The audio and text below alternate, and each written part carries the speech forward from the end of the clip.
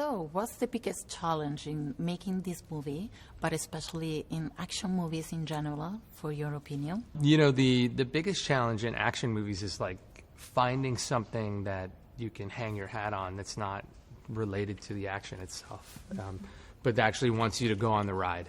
I think that people don't understand sometimes that they want to relate to these characters, and that makes the action so much better. So, you know, and this movie is about family. It's about like these two guys who are estranged from their brother and sister for so long, and they reconnect.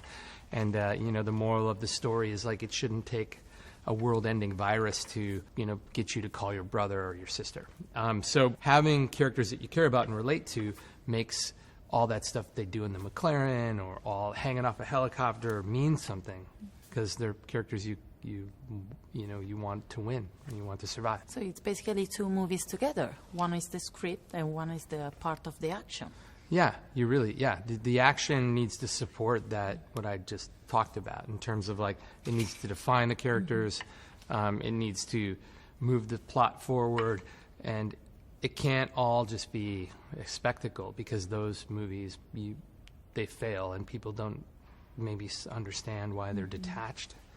But when an action scene is working on all cylinders, you have spectacle, but you have emotional connection, and you have plot, you know, further. Yeah, and then it's like this thing's perfect. You know, it feels like it needs to be in the movie. In Hobbs and Shaw, you direct some of the biggest actor in the showbiz. Yeah. You know, how did you manage all the physical stuff inside the movie? How did you put everybody together in the same scene? I think that's the challenge, you know?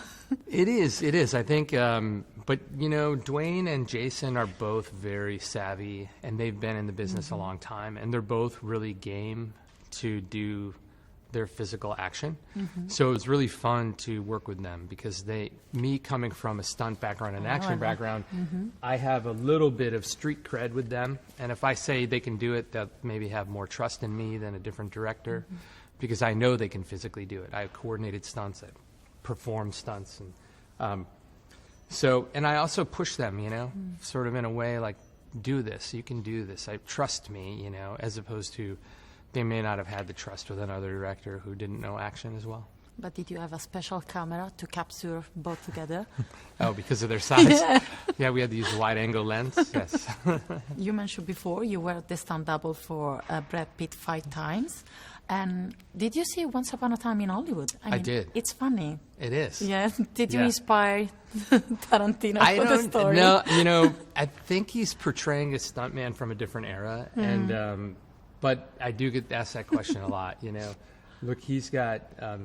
I'm sure he's got a lot of crazy stories about me. Then maybe he used a piece of it here and there to form that character. But all I can say is it's a really great, fun character, and I'm not surprised knowing Brad's work. He's amazing.